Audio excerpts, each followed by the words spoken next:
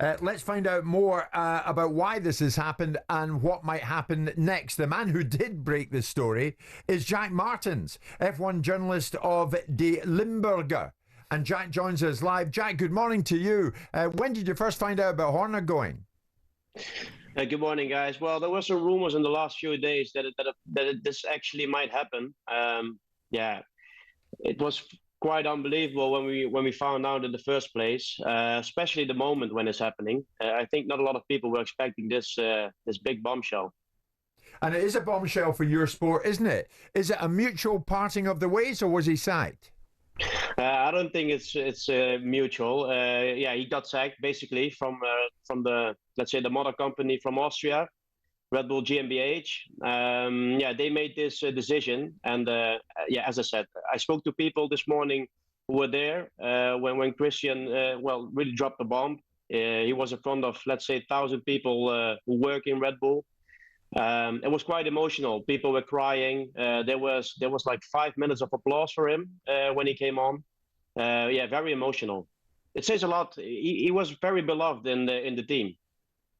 He was. So it begs the question, Jack, why is he gone? Well, I think the results speak for themselves. I think they have the best driver that has ever driven a Formula One car. And if he's not able anymore to win races, that's a problem. And not only that, a lot of people has left the team in the last few years. Adrian Newey, Jonathan Wheatley, Rob Marshall. Those are big names and had a big influence in the team. As you can see now with McLaren, Rob Marshall is the main guy there. They built a phenomenal car, and I think, yeah, Red Bull could have used him very well. It's often been said that father of Max Verstappen, Jos Verstappen, is an extremely strong-minded, influential person himself. Was there a clash of personalities there? I think there was a clash of personalities, definitely, yes. I think you're right. Jos is very influential. Jos is very directly and also very straightforward. Yeah, you have to deal with that as well. You know, it's not the case with every driver that you have a father around who is that involved in the team. But with Jos, it was, yes. So who really runs Red Bull? Was it Christian Horner, or is it Max Verstappen and his dad? No, that's a fair question. I think it was Christian Horner, but there was a lot of influence from the Verstappens, and I think everything that happened now today, I don't think they would have done it when they had the feeling that Max Verstappen was leaving the team, because we also heard a lot of noise and rumors about maybe Max was heading to Mercedes next year. I think that's what my gut feeling tells me, that he has said to Red Bull, okay, I stay, and in return of that, they made this shock decision.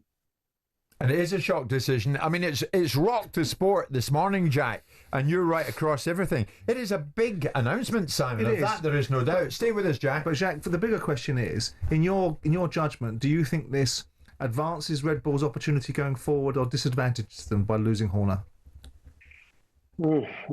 Time will tell, I think. You know what? If you, as a driver, and also there are also other people in the team, if you have the feeling that the way of direction is the wrong one, and let's say with all the people who are working there now, if you want to make a big change, then you have to start, I think, on top of the company, which is Christian Horner in this case. Because let's say, let's talk about Pierre Waché, for instance, technical director of Red Bull Racing. If you have the feeling that this is not the right guy at the right place, but Christian Horner does have the feeling he is, then you know what? There has to happen something at some point, and that happened now. Would this have been a big surprise to Christian Horner? Would he have known the mood music? Would it have come out of the blue? It's a big surprise to the racing fraternity, perhaps, i.e. people looking in. But would it have been a surprise to him, do you think? Well, I think so. What I find interesting is that he got full support last year from the Thai owner, which is called Shalem Jovica.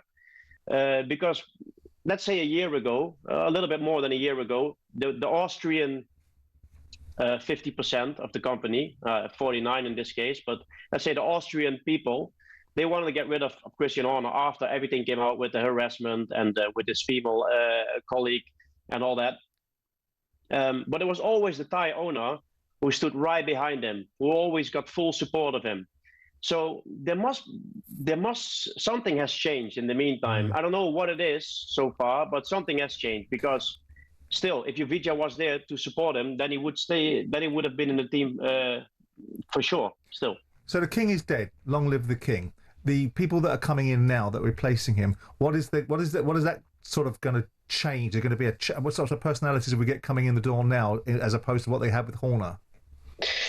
Well, the problem that the Austrians had with Christian is that he was a very powerful man. He gained a lot of power in the last 20 years. They didn't like that. So now they announced Laurent Mekies from Racing Bulls. Maybe they have the feeling with him that they have a little bit more control in the team now, which wasn't the case in the last few years. He'll be sought after, will he not, Christian Horner? I mean by that, Jack, others will want him. So what do you think is likely to happen next? I mean, Formula One loves Christian Horner, and Christian Horner loves Formula One. There's a lot going on in other teams as well. I'm talking about Alpine, for instance. Ferrari, he has been...